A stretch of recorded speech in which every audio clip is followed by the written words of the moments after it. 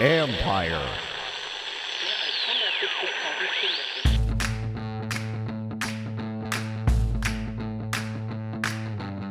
Hello and welcome to my podcast. Do me a favor, subscribe to the John Comrie Report wherever you get your podcast. You're watching on YouTube, hit that like button, hit that subscribe button. You can find us there as part of Empire Media. That's A-M-P-I-R-E. Always much appreciated when you tune in. And don't forget, you can always read my work on ESPN.com. I have a story up now on Washington and Jaden Daniels, why they targeted him so hard and why they really liked him. So a lot of things are kind of self-explanatory, but there's, clearly they've liked him for a long time, much longer than I think people realize. And we could all guess, but nobody knew how long they really liked him until now. So anyways, in a minute, I'll be joined by former Washington tight end Logan Paulsen as we discuss Washington's draft class, some philosophical things. We talk obviously about a little bit about Jaden Daniels, and we also talk about the offensive line and some of the other picks that Logan really likes. And can Brandon Coleman play left tackle? I wanted to get someone whose opinion I really value, and I know he talks to offensive line coaches. So do I. And I think I told you after the draft, I talked to one who felt like he could do it, that athletically he could do it. He could play tackle or guard. Sometimes when you talk about guard versus tackle, you're talking about length of arms. So his arm length is not an issue. So Logan and I go into all that. He, much better than I, talk about what the possibilities are there with him. So stay tuned for that. And I know we hear other names thrown out about, like, could they sign this guy or this guy? The thing I always say is chasing names is never the answer. I think chasing talent is. So just getting a guy whose name does not mean he's still what he used to be. Donovan Smith now has played for, Tampa Bay no longer wanted him. He committed a lot of penalties there, was not playing pretty well at the end. The Chiefs committed penalties there too. And that was a problem there. And they're not keeping him around for a reason. So is he really the answer here? I don't know that I would say that. Would it be better to have Cornelius Lucas and develop Coleman? And I'm not putting Braden Daniels in there because we didn't see anything last year that suggested he'd be ready this year by any means. And it's a new staff. I don't know what they really think of him to say that, he could be a dark horse in this. There's no way I could say that. I think, to me, the options are Lucas and Coleman. And so again, Donovan Smith, you hear, again, people ask us on the live stream, DJ Humphries, well, he tore his ACL on New Year's Eve, not going to be ready. Andres Pete from the Saints played left tackle last year after not having played it for, let me check this. I want to say it was for, let's see, how many years was it? It was like 6 or 7 years, something like that, 5 years, where he hadn't played it. He was a left tackle in college, but he's been mostly a guard. He had been mostly a guard with the Saints. Did play it last year. Sound like he did all right, but I don't know that people who observe them feel like he's anything more than kind of a replacement level guy. So I don't know that I would look at him as like, he's the solution. And you'll hear what Logan has to say about Cornelius Lucas as to why he feels confident that at least if he has to play for a little bit, that it would be okay. But again, the key will be developing Coleman, and they have to be right on that. I don't know if they are, and we'll see. But anyways, we talk about offensive line, get into all that. Also, before we get to that last thing, for you Gold members, I'm going to be doing a private Zoom session with you on Tuesday night, 7:00 Eastern time. And yeah, Tuesday night. So whatever, May 7th, I think it is. But Tuesday night, 7:00 Eastern time, with a private Zoom for the Gold members. If you want to become a Gold member, go to the Empire Media YouTube page, see the word join, click on that, and check out the membership levels. It will be available to the rest of the members a day or so after that. So there you go. That's it. Let's get to Logan Paulsen. So here's my conversation with former Washington tight end Logan Paulsen. Trades, free agents, quarterbacks, and all kinds of adventures await the Commanders this offseason. Looking for an adventure of your own? The Adventure Park at Sandy Spring has you covered. The country's largest ropes course and zipline park, located in Montgomery County, Maryland, is now open. Named Best Amusement Park and Climbing Destination in the DMV 2 years in a row, the Adventure Park at Sandy Spring is perfect for birthdays, corporate outings, groups, and families. With challenges anywhere from beginner to expert, There is something for all skill levels. Anytime you're thinking about reaching new heights, make sure you know before you go. The Adventure Park at Sandy Spring is the only ACCT accredited park in Maryland or Virginia. Staying on the ground, give axe throwing a try. You can throw at traditional targets or play any number of interactive games. You can even upload your own image. So there you have it, folks. Climbing, ziplining, axes, food, and bonfires right in your backyard. Reserve your adventure today at www.theadventurepark.com/Kime. That's www.theadventurepark.com/Kime. Logan, one of my favorite things to do is always talk about the draft with you. And the nice thing is, I don't know how many conversations we had leading into this draft, but it's nice to talk about what will they do and why should they take this guy or that guy. But hey, this is who they took. And I know you and Craig on the Take Command podcast have already talked about a lot of this stuff. So people want to get more of your thoughts, they can go listen there. But I think in general, I am curious your thoughts on the draft class in general. Yeah, I mean, I'm really excited about the draft class. It's funny, because like you go through all this process of like this guy's height, weight, speed, and this is like these amazing catches. But ultimately, like I was really happy to see that they kind of settled on obviously good football players, but guys with tremendous character and tremendous football character, tremendous personal character, the leadership. When you watch the film, like they play the game the way it's supposed to be played. They're finishing to the whistle. They're pursuing to the football if they're on defense. Offensively, I think when you look at Jaden Daniels, he plays with tremendous physical courage. And I think all those things, it just is a constant theme throughout the draft class. And the reason I like that so much is because when during my time playing, during my time covering the team, you need that personal element to make sure the guy's a good pro. And I feel like they just bet on a bunch of guys that had extremely high floors. And I know that sounds like a negative, but I think at a minimum, these guys are going to be good professional athletes because they've shown an ability to grow professionally. They've shown an ability to compete, and they've shown an ability to lead. And those are the types of guys you want to bet on, guys that are going to motivate themselves to get better. And it's crazy to think that they've got, 7 guys like that from this class, which is pretty cool. So, yeah. And, I was going to ask you, it's probably kind of obvious, but why that's important. Like what happens, and here's the funny thing, like there were a couple of years ago where, there've been other draft classes here where you say, oh, they got a bunch of team leaders.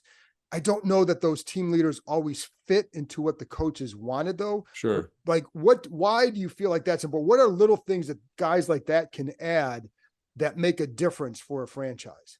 Yeah, that's a great question. And so I'm going to take a step back, and it's not even for the franchise. To me, it's just for the player. So like when you're getting into the NFL from college, it's a projection. You did things at the college level, and I think it's important for fans to understand that the college game is completely different than the NFL game. It's faster, they're bigger, they're smarter, the coverages are more complicated, the offensive schemes are more complicated. And so how are you as a student? How are you as a learner? How are you as a self-starter?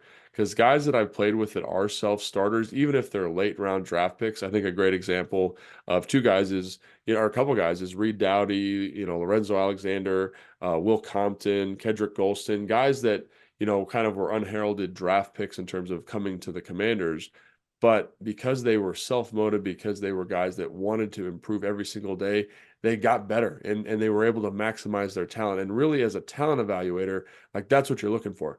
You want guys that are going to contribute to your organization. You don't want guys that are, high upside plays necessarily that never pan out. You want guys that are going to pan out. You want guys that are going to hit. And so when you emphasize those traits, that's what you're getting. Now, in the context of the organization, if you have a bunch of guys like that, that becomes the standard, that becomes the cultural expectation for your organization. And it doesn't happen with coaches, it happens with the guys you bring in. And when you bring in a bunch of free agents that are wired that way, and then on top of that, you bring in a bunch of of draft picks that are wired that way, all of a sudden now you have 25, 30 guys that kind of embody this culture that can bring along people who maybe aren't wired that way. And then you get a culture of self-starters, motivators, teachers, and all of a sudden this cultural element which people are talking about becomes a player-led thing, which ultimately as a coach is what you're looking for. Did you see more of a plan and maybe a clearer sign of their approach, not just through the draft, but you brought up free agency, but from free agency and the draft, did you see more of a plan with this group? Yeah, I think that's the one thing, one amongst many things that's very exciting about this new staff, specifically Adam Peters and Dan Quinn working together, is the vision was extremely clear. We're going to bring in a certain type of guy, a certain type of player. We're going to bring in a certain type of leader. I think Bobby Wagner, Zach Ertz, Austin Eckler, those guys speak to that. And then we're going to keep that vision throughout the draft. We're going to keep that high character, high compete perspective throughout. And people say, well, all these guys are competitive. I'm telling you, these guys are in kind of like, if you had like a, like a little bar graph of, height, weight, speed, college production, college competitiveness, their leadership across the board is extremely high. And so you bring those guys in, and again, we talked about cultural and organizational identity. That's how you do it, man. You get these guys that come in, they're wired the right way. And now as a coach, your job is easy because I don't have to prod you every single day to become better. You will become better. And because there's so many guys now around the organization, they're going to encourage the kind of the holdovers from the last regime to do that same thing. So I think it's great that continuity of vision was so acute here and so specific. And I just think it's great because I think that's how you build, like you lay the foundation. Like when I was in San Francisco in 2017, like Adam Peters was a part of that organization, and that's what they did. They brought in a bunch of high character free agents and a high character draft picks and a lot of guys that were going to hit. So I think that's just an important kind of foundational piece for this organization. And obviously, when you bring up like guys like Reed Dowdy and all that, you'd have to include yourself in there as an undrafted guy who lasted a long time in the NFL. That's how Right. you do it. But, and it's funny because I even go back to like Brian Mitchell. I remember when Brian Mitchell got here, and I wasn't covering the team yet, but I remember talking to him later, and he's like, listen, some people get drafted, they think they've made it. He goes, I think I just got here. You had to Right. go earn it. And when you have like, even with Jaden Daniels talking about, I have to go earn it. Now, he knows he's going to be the face of a franchise at some point, but you kind of want to hear guys say, I've got to earn this. And I think we've seen what happens here in the past when guys are given it. Oh, I mean, I totally agree. Like we got to do an interview on the Command Center YouTube page with Jaden, and that was the thing. It gave me like goosebumps when he was like, "Man, I got to work. I got to work to get better. I got to work to understand the game."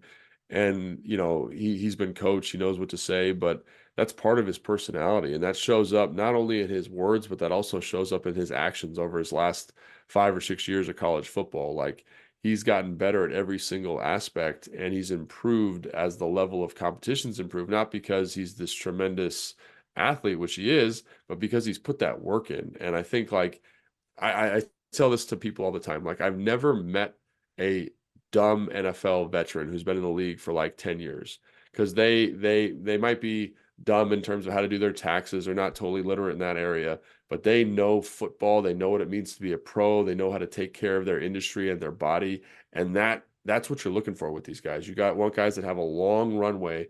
They're going to be staples of your organization for a long time. Like the worst thing is to draft a guy with a high upside that's not a self-starter that can't get himself there. So I think like I get goosebumps just thinking about that interview because like that's what you want to hear from your franchise quarterback. A guy with all the talent in the world, the first thing he says to you is like, man, I got to work, I got to earn it. And I think that's a pretty cool thing. You know what he was doing on the plane ride home Friday last week? No, was it cool though? What we got? He he was for an hour, he's standing up in the plane going through the checks and other calls from the playbook. I mean, that's what you want, man, because you can't play the position if you don't know what's going on. And I think like I used to do this leadership thing when I was in Atlanta with Dan, and he'd have me talk to the rookies and the undrafted free agents. And one of the things like, how many of your friends and people from back home were like, man, I'd die to be in the NFL. I'd kill to be in the NFL, which are crazy things to say. But all you guys have to do is just know the playbook. Just put in Right. a couple hours a day knowing the playbook. And here's a guy in Jaden Daniels who's just gotten it and is already working on understanding that. And to me, it's not everyone's like, oh, he's doing that for show. But that's what he did at LSU, getting up at 5 Right. a.m., bringing guys with him. Like that's the type of character you're bringing in. Now, is he going to be a great pro because of that? No, but is he putting himself in a better position to be a great pro? Absolutely. Yeah. And it's funny because I talked to somebody about the 5 a.m. workouts with the receivers. And this is a person who is like, obviously, pretty high up or whatever. And he's just like, no bleeping way would I have shown up if I was a receiver at 5 a.m. Like, Yeah. that's what I think impressed them, was not just that he organized it, but they showed up, which then speaks to what they felt was something with him as well. Right. And, and not to like overdo it, but I think that stuff all matters, that he got guys to follow him in that regard. Yeah, and again, like we're not saying that he's going to be the greatest quarterback of Right. all Oh, time no. because receivers get up at 5 a.m. But I want my quarterback to have that ability to engage with his teammates. To get, like, I Right. remember asking him, I was like, "How did you get him up?" Like, I know a lot of receivers I know wouldn't have gotten up. He's like, "It was hard, man. It was a process." So think about it. He was doing it himself. He slowly brought people along, and eventually that became the standard for offensive football at LSU. And I Mhm. think like a guy that has that wherewithal, that has that ability, that has that focus and ability to connect to his teammates is what you want at the position. Everyone talks about leadership. Oh, he's quiet. That's a leader right there. Yeah, I don't care how quiet you are. Like, you're leading men at that point. And again, I'm not saying he's going to be in the Hall of Fame, but at least those pieces are there that make you say, wow, this guy could be pretty special in terms of leading this offense, leading this organization, and getting this thing back on the right track in conjunction with, improved personnel and improved coaching and improved front office work. So I think it's kind of a whole pie coming together. But those types of stories, which I've heard from multiple people, get me very excited. Right. And this guarantees nothing, because you don't know what's going to happen. You don't know, there's health issue, for every Yeah, player in the NFL, there's health concerns, there's this and that. So you don't know that. It doesn't guarantee anything, but it is why they liked him so much before the draft. And it turns out liked him even way more, I think, than people were certain about. right. You know what I mean? So I Yeah. think it all speaks to that. And it's why it's partly what separated him from everybody else for them. Yeah, and I think so. It's multifactorial, obviously, because JJ's got the tremendous leadership. Everyone talks about Drake May's competitiveness, but I think it's also packaged with what you saw on the field, especially his last year at LSU. I mean, one of the things about offensive football in the NFL is especially coming from a Kyle Shanahan background. I'm talking about Adam Peters now, Mm. being in that offense. One of the things Kyle's always preaching is, how do we find explosive plays? How do we manufacture them? And here with Jayden Daniels, you've got a guy who can throw you explosive plays. He can find explosive plays with his legs, and that's a deadly combination, I think. And so if you can find 5 explosive plays in the NFL, you win. Like, I think a great example of that is the Cincinnati Bengals before they drafted Jamar Chase. They were almost dead last in explosive plays. They Mhm. draft Jamar Chase. They increased their explosive play total by about 30 over the course of the season, and they're in the top 5, and they're one of the best offenses in football. It just shows you the value of being able to manufacture that. And here you've got a guy who's an explosive to stick of dynamite, throwing the football, best deep ball thrower in the draft this last year, and ability to kill you with his legs. Not against like some podunk defenses, against SEC defenses, which is pretty exciting. So Right. And that's what I think also led them to him too. Now, everybody's going to scream, but can they protect him? right, And the funny thing is, like, and we have talked about this, it's not as simple as, oh, just draft 5 new offensive linemen. There are ways to help a kid that I did not feel like they did last year, from play calling to, play calling, a lot of it. And then, game planning, and then managed game decision management. making, Yeah, decisions, game, how you, like you said, manage the game, but also for the quarterback, being able to get rid of the ball in time, et cetera. There's a lot of ways to offset some of that.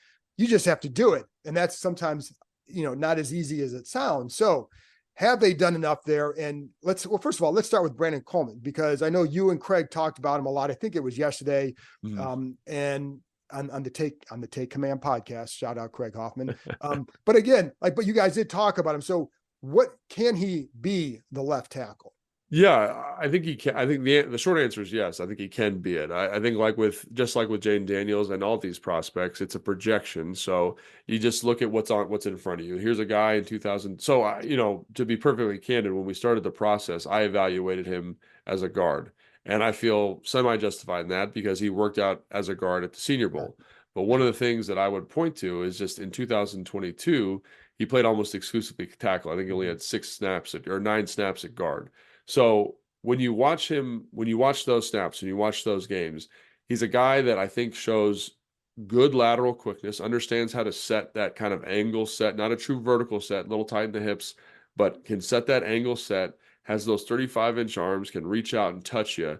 and has great punch and great timing on the punch, and then also has a great relationship to the rusher. So I think it's awesome. I don't know why they decided to move him into guard. Maybe the next guy up there was a good football player, but I think you see a lot of guard traits, and so, or a lot of tackle traits, excuse me. So I think you see a football player who's very physical. He's a self-made guy, 0-star recruit coming out, figured out how to play football after like 1 year of high school football, which is great.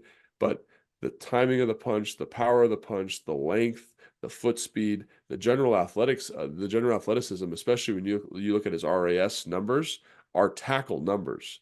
And now it's just about, can you kind of clean up some of his deficiencies in pass pro. Tends to be a little bit kind of extends or bends at the waist a little bit sometimes when he punches, can put himself in a bad spot. But I think the traits are there, and I get excited because unlike some of the other prospects, Patrick Paul, Kingsley Sumataya, Kieran Amadiji from Yale, those guys had some pretty glaring technical issues that would need to be corrected.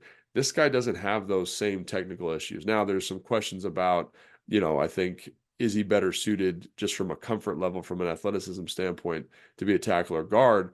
But I think when you watch that 2022 film, you say, man, this guy, I'd give this guy a shot and see if he can get it done. And again, not the hulking Patrick Paul type build, but in terms of the athleticism, the body weight, and the length, I think you feel pretty good about him at least having an opportunity to win that job.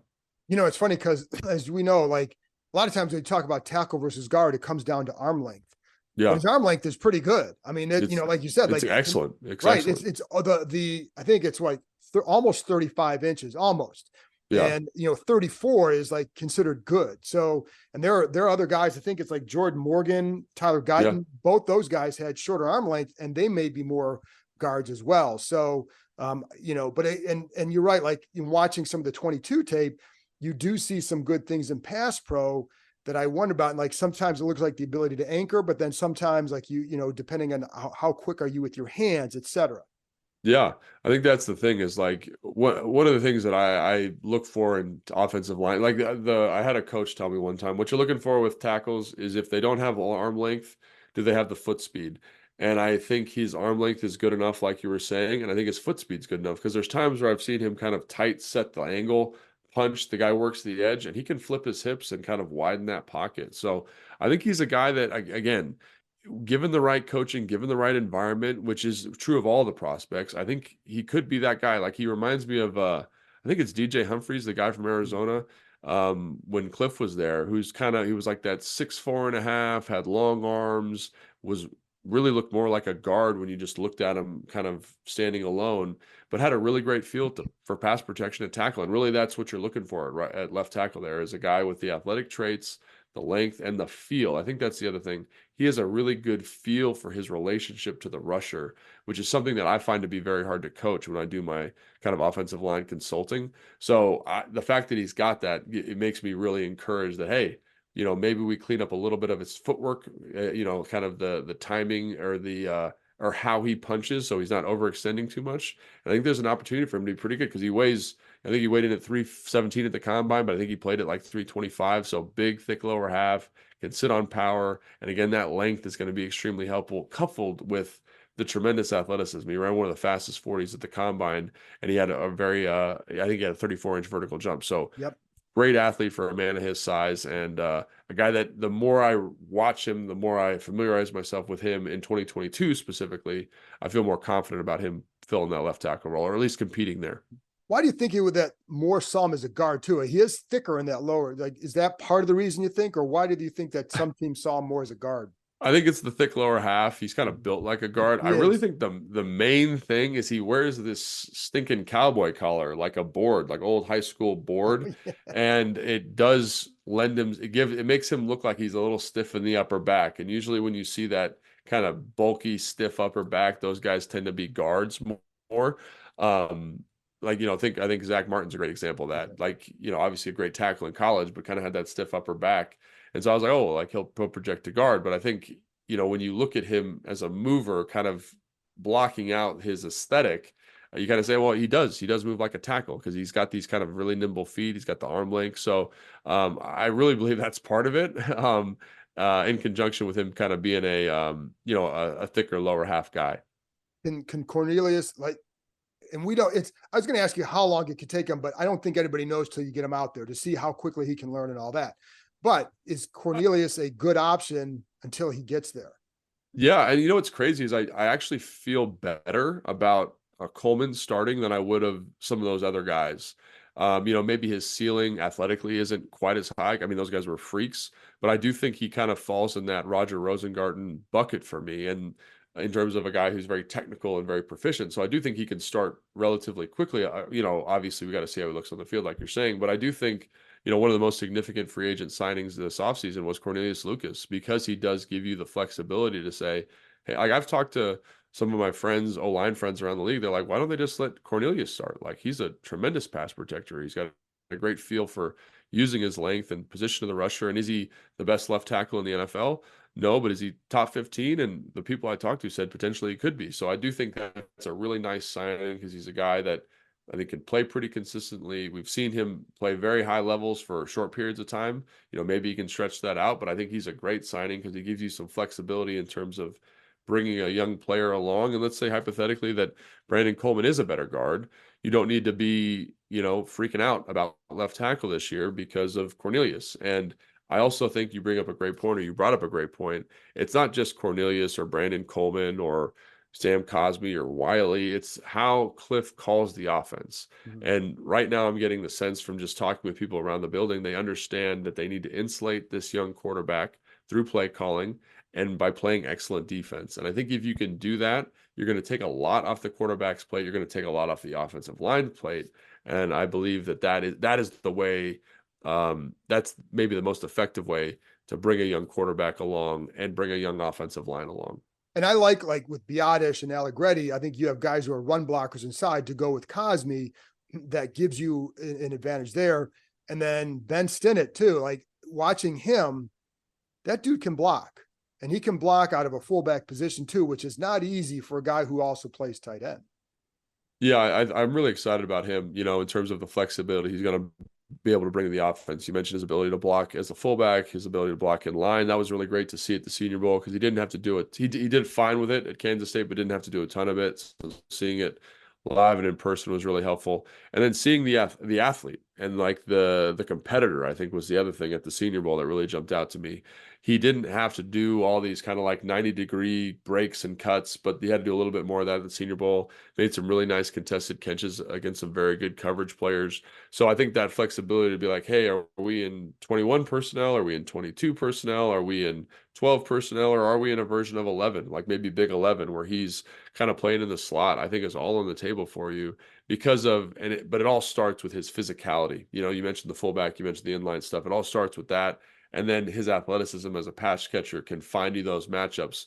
I heard Adam Peters make the comp to Kyle Juszczyk. I remember my first note on him is this the next Kyle Juszczyk? That Really? was the first thing I thought when I saw him. Yeah. I Why'd you went back think and that? looked at my notes because they kind of move around the They same. do. Obviously, they have similar numbers. Like they're not, like there's a toughness there. There's an athlete in this like tough kind of, boxer body, which I appreciate. And I think that's ultimately what you're looking at is like, this is a guy that can create mismatches, because now we can dictate personnel of the defense much in the same way Kyle Juszczyk does in San Francisco. How much? So again, I go back to the line and the protection, because, the funny thing is I get sometimes people saying like, they didn't do anything to the line. Like, well, they did sign 2 starters inside. It's not like they haven't Yeah. addressed it.